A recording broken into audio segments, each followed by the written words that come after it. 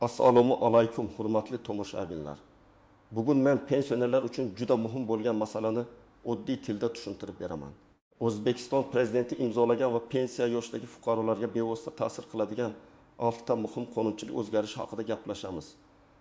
Bu ma'lumot nafaqat pensionerlarga, balki ota-onasi, buvisi, bobosi pensiya oladigan har bir oilaga kerak. Chunki birgina hujjatni vaqtida topshirmaslik, birgina imtiyozdan bexabar qolish yoki birgina arizani noto'g'ri yozish odamni oyma-oy pul yo'qotishiga olib kelishi mumkin. Shuning uchun videoni oxirigacha ko'ring, hozirroq kanalga obuna bo'ling, like bosing va yaqinlaringizga yuboring. 25 avgustgacha tanishib chiqish kerak degan gap ham bejiz emas. Ayrim arizalar, qayta hisoblash, imtiyozlarni rasmiylashtirish va hujjatlarni tekshirtirish aynan vaqtida qilinsa, pulingiz, huquqingiz va navbatingiz saqlanib qoladi. Avvalo muammoning o'zagini tushuntiraman. Oldin ko'p pensionerlar pensiya masalasida faqat bitta narsani bilardi. Har oy kartaga yoki pochta orqali pul tushsa bo'ldi. Lekin amalda pensiya tizimi juda ko'p mayda qoidalardan iborat. Ish staji qanday hisoblanadi? Ish haqi ma'lumotlari qayerdan olinadi? Pensioner ishlasa pensiyasi kamayadimi? Tibbiy imtiyoz bormi? Soliqdan ozod qilinadimi? Yolg'iz yashovchi pensionerga yordam beriladimi? Bank kartasidan pul yechib olinsa kim javob beradi? Ilgari bu savollarning ko'pi bo'yicha odamlar idorama-idora yurardi. Kimdir arxivdan ma'lumotnoma topa olmasdi, kimdir korxonasi yopilib ketgani uchun ish stajini isbotlay olmasdi. Kimdir imtiyoz borligini bilmay yillar davomida ortiqcha to'lov qilib kelardi. Hozir esa asosiy o'zgarish shundan iboratki, davlat pensiya va ijtimoiy yordam masalalarini raqamlashtirish, hujjatlarni soddalashtirish, eng zaif qatlamni aniqlab, ularga manzilli yordam berish yo'liga o'tdi. Men qonun deganda faqat bitta nomdagi hujjatni emas, balki prezident tomonidan imzolangan farmon, qaror va qonunchilikka kiritilgan o'zgarishlar asosida ishlayotgan 6 ta katta yo'nalishni nazarda tutyapman. Chunki pensioner uchun farqi yo'q. Hujjat qonun deyiladimi, farmon deyiladimi yoki qaror deyiladimi? Muhimi uning hayotida nima o'zgaradi, qayerga boradi, qanday hujjat topshiradi va qancha foyda ko'radi. Birinchi muhim o'zgarish pensiya miqdorini oshirish va qayta hisoblash tartibi bilan bog'liq. Har yili pensiyalar, nafaqalar va ayrim ijtimoiy to'lovlar iqtisodiy holat, inflyatsiya, budjet imkoniyatlari hamda aholining xarid qobiliyatiga qarab oshirib boriladi. Bu yerda pensionerlar tushunishi kerak bo'lgan eng muhim nuqta. Oshirish hamma uchun bir xil summa bo'lib tushmasligi mumkin. Masalan, bir kishi yoshga doir pensiya oladi. Uning staji to'liq, ish haqi ma'lumotlari yaxshi, pensiyasi 1.400.000 so'm bo'lishi mumkin. Boshqa bir kishi yetarli staj to'play olmagan, ayrim yillari hujjatda yo'q. Natijada u eng kam miqdorga yaqin pensiya oladi. Pensiya foiz hisobida oshirilsa, birinchida oshgan pul ko'proq, ikkinchida kamroq bo'lishi tabiiy. Lekin minimal miqdorlar alohida ko'tarilganda kam pensiya oluvchilar ham himoya qilinadi. Real misol, deylik, Saodat opa 1990 yildan 2010 yilgacha tikuvchilik seksida ishlagan, keyin uyda farzandlariga qaragan. Keyin yana 7 yil maktabda farrosh bo'lib ishlagan. Uning ayrim yillardagi ish haqi arxivda topilmagan. Agar u shunchaki pensiyam shunaqa ekan deb yuraversa, kamroq pul olishi mumkin. Lekin arxiv ma'lumotlari, mehnat daftarchasi, korxona tugatilgani haqidagi hujjat, guvohlar orqali stajni tasdiqlash tartiblarini o'rgansa, pensiyasi qayta ko'rib chiqilishi mumkin. Har doim ham o'sha deb kafolat bermayman, lekin tekshirtirishga arziydi.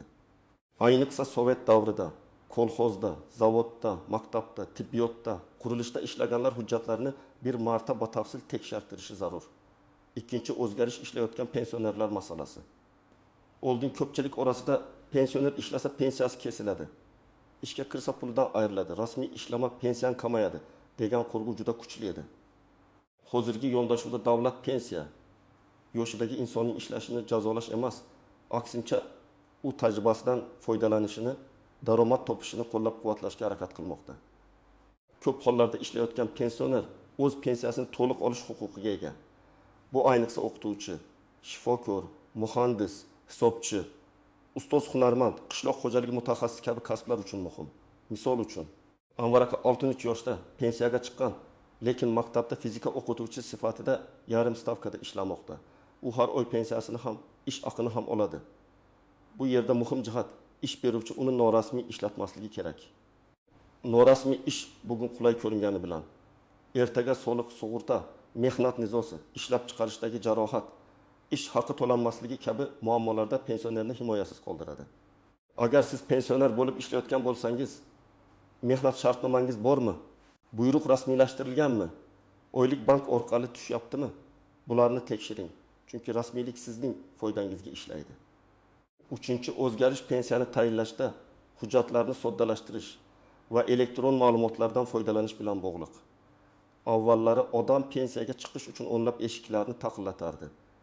Kadrlar bo'limi, arxiv, sobiq korxona, tuman bo'limi, bank, mahalla.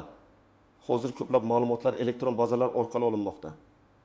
Pasport ma'lumoti, stir, mehnat faoliyati, ish haqi, ayrim davrlardagi ijtimoiy to'lovlar tegishli bazalardan tekshiriladi. Bu yaxshi, lekin bu endi hech narsa qilish shart emas degani emas. Ba'zida xato bo'lishi mumkin, eski ma'lumot kiritilmagan bo'lishi mumkin, familiya o'zgargan bo'lishi mumkin. Mehnat daftarchasida yozuv tushunarsiz bo'lishi mumkin. Masalan, Gulchehra opa turmushga chiqqandan keyin familiyasini o'zgartirgan.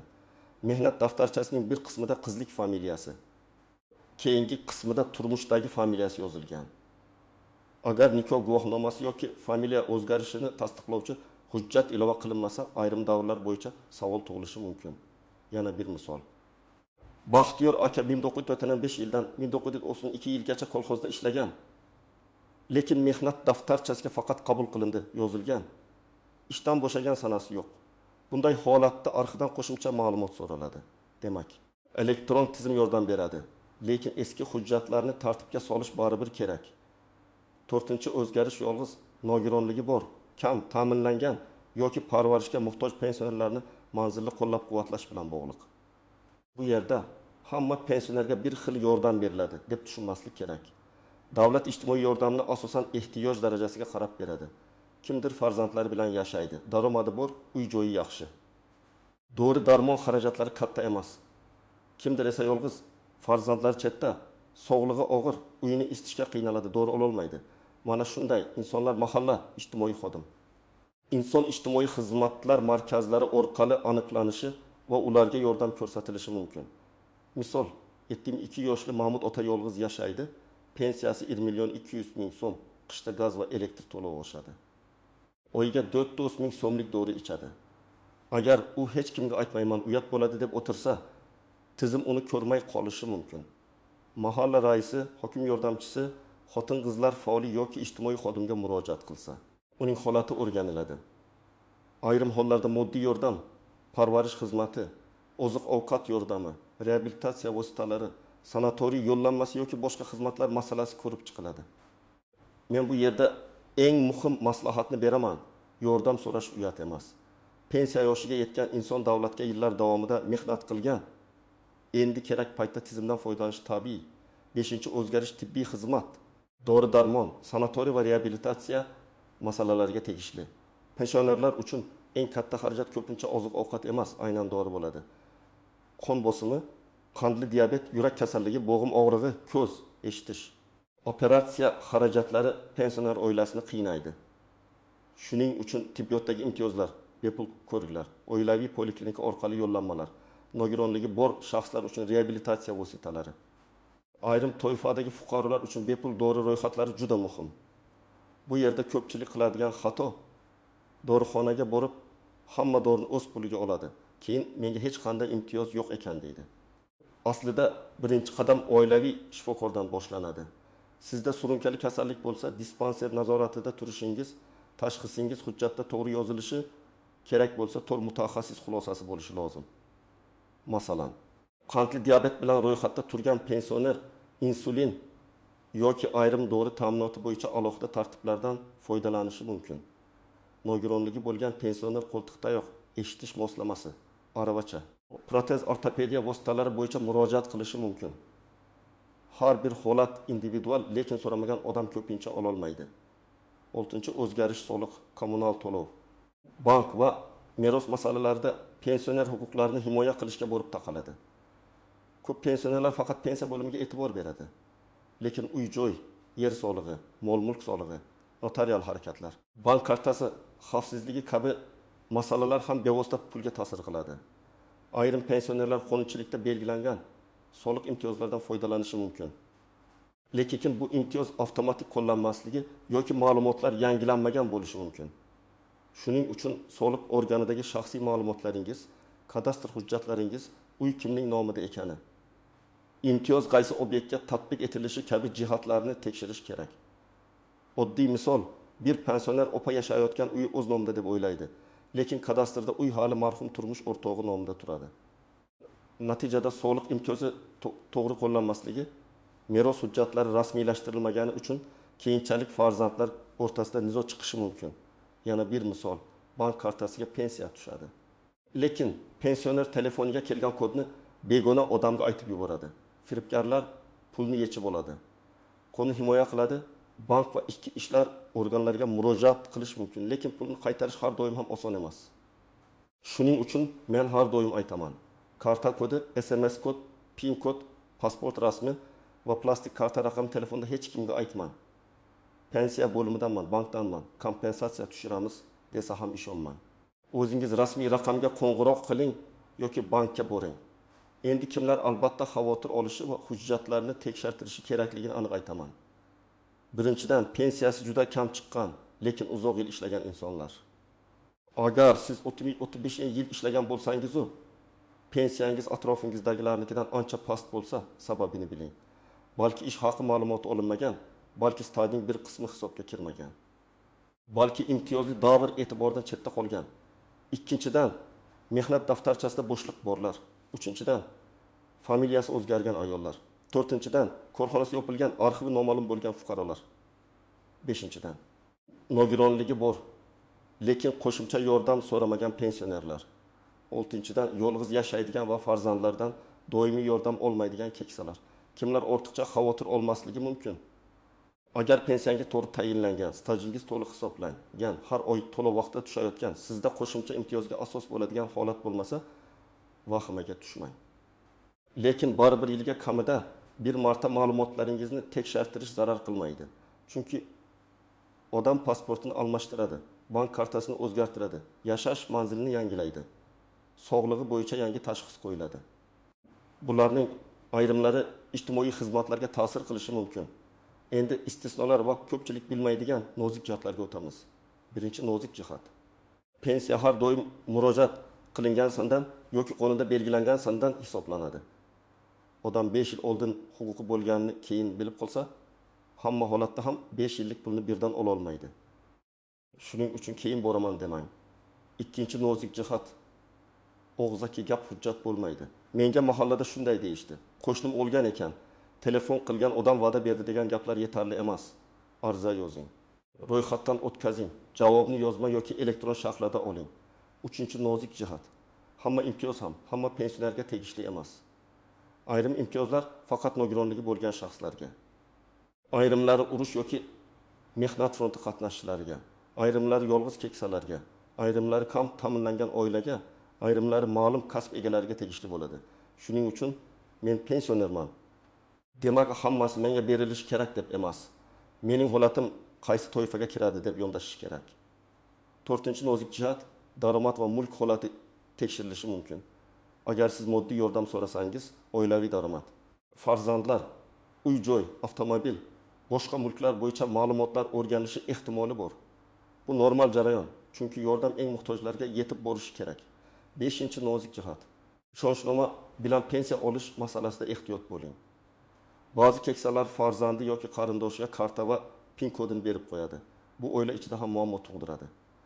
Agar haqiqatan ham pensioner o'zi bora olmasa, qonuniy ishonchnoma, bankdagi rasmiy tartib, ijtimoiy xodim yordami orqali ish tutish kerak. Aks holda o'g'lim pulimni oldi, kelinim kartamni bermayapti, qarindoshim pensiyamni ishlatib yubordi degan og'ir holatlar kelib chiqadi. Endi amaliy qadamlarni birma-bir aytaman. Birinchi qadam, hujjatlaringizni bitta papkaga yig'ing. Pasport yoki ID karta nusxasi, mehnat daftarchasi, bolajon verilmagan diplom yoki harbiy xizmat hujjati, nikoh guvohnomasi yoki familiya o'zgarganini tasdiqlovchi hujjat, bolalar tug'ilganlik guvohnomalari kerak bo'linkin bo'lgan hollarda ish haqida ma'lumotnomalar, arxiv javoblari, nogironlik hujjatlari, tibbiy xulosalar, bank karta ma'lumotlari, kadastr hujjatlarini ajrating. Hujjatlar tarqoq bo'lsa, odamning o'zi ham nima bor, nima yo'q bilmay qoladi. Ikkinchi qadam. Tuman yoki shahar pensiya jamg'armasi bo'limiga, davlat xizmatlari markaziga yoki tegishli elektron xizmatlar orqali murojaat qiling. Murojaatni aniq yozing. Mening pensiyam tayinlanishida ish stajim va ish haqi ma'lumotlarim to'liq hisobga olinmaganini tekshirib berishingizni so'rayman. Yoki pensiyamni qayta hisoblash uchun asoslar mavjudligini ko'rib chiqishingizni so'rayman. Arizani umumiy yozmang. Aniq davrlarni ko'rsating. Masalan, 1998-1995 yillar falon korxona, 1996-2000 yillar falon tashkilot. Shunda mutaxassis ham aniq tekshiradi. 3-qadam. Mahallaga boring va ijtimoiy holatingiz bo'yicha ro'yxatga olinishingiz kerakmi? Shuni aniqlang. Ayniqsa yolg'iz yashasangiz, doimiy parvarishga muhtoj bo'lsangiz, dori xarajatingiz katta bo'lsa, uyingiz ta'mirtalab bo'lsa, isitish yoki oziq-ovqat muammosi bo'lsa, buni yashirmang. Mahalladagi mas'ullardan yozma ravishda qanday yordam turlari borligini so'rang. Menga nima berasizlar deb emas, mening holatim o'rganilib. Qonunchilikdagi mavjud yordam turlaridan foydalanishim mumkinmi deb murojaat qiling. 4-qadam, oilaviy poliklinikaga boring. Surunkali kasalliklaringiz ro'yxatda bormi? Dispanser nazorati yuritilyaptimi? Bepul yoki imtiyozli dori ro'yxatiga kirish imkoniyati bormi? Sanatoriy yoki reabilitatsiya bo'yicha yo'llanma tartibi qanday? Shularni aniqlang.